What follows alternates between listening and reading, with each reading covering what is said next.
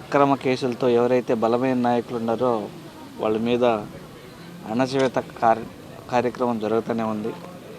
సంబంధం లేని కేసుల్లో అంతా ఇరికిచ్చి వాళ్ళ మొరాలిటీని దెబ్బతినాలని, వాళ్ళలో ఉన్న కాన్ఫిడెన్స్ని దెబ్బతీయాలని ప్రయత్నం చేస్తున్నారు. అది ఎన్నటికీ జరగదు.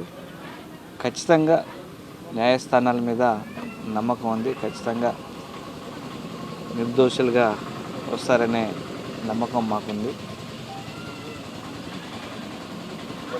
కూటమి ప్రభుత్వం గ్రాఫ్ రోజు రోజుకి పడుతున్న క్రమంలో ఎలాగైనా వైఎస్ఆర్ కాంగ్రెస్ పార్టీ ముఖ్య నాయకుల్ని అలాగే కేడర్ని ఏడకేడ భయభ్రాంతులకు గురి చేస్తే వీళ్ళు రాబోయే లోకల్ బాడీ ఎలక్షన్లో కానీ రెండింటిలో కూడా యాక్టివ్గా ఉండబోరు అనే ఒక దురుద్దేశంతో చేస్తున్నారు. ఇవన్నీ కరెక్ట్ కాదు. ఖచ్చితంగా న్యాయం గెలుస్తుంది. ఏ రోజుకైనా ఖచ్చితంగా వాళ్ళు బయట వస్తారని చూస్తున్నాం. పిన్నెలన్న వాళ్ళు త్వరగా రావాలని కోరుకుంటున్నాం.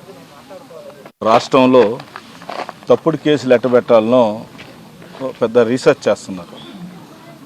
ఎట్టబెట్టి లోపల వేయాలి, ఎక్కడ ఏ కేసులు అయితే ఎక్కడ సంబంధం లేని కేసులు ఎట్టి ఇరికించాలనేది రాష్ట్ర ప్రభుత్వం, కూటమి ప్రభుత్వం ఇంత కచ్చిగా వ్యవహరిస్తున్నది మంచి పద్ధతి కాదు. నిజంగా జైల్లో అతను చూస్తే దాదాపు 9 కేలు తగ్గిపోయినానని చెప్పారు. కనీసం నీళ్ళ అన్నం పెడుతున్నారు, ఫుడ్ బాగా పెట్టడం లేదు. చాలా తప్పు ఇది. ఎందుకంటే జైలు అనేది చాలా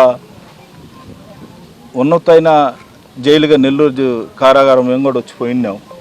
కానీ ఇంత వరస్ట్గా మనిషి ఒక్కొక్కటి 9 కేలు 8 కేలు తగ్గే స్థితికి వచ్చినారంటే అర్థం చేసుకోవాలి.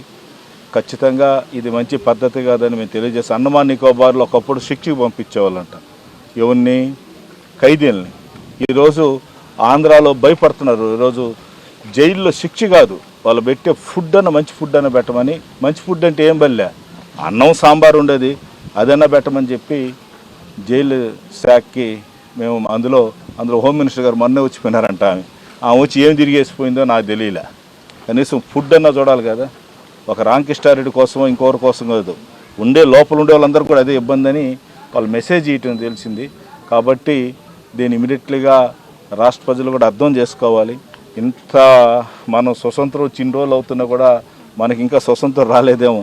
ఒకప్పుడు ఆంధ్ర పరిస్థితి అట్ట అయిపోయింది. ఎవరు మాట్లాడుతూ వాళ్ళ మీద నాన్ బెయిల్ సెక్షన్లో పెట్టడం చాలా తప్పు అని చెప్పి తెలియజేస్తున్నాం.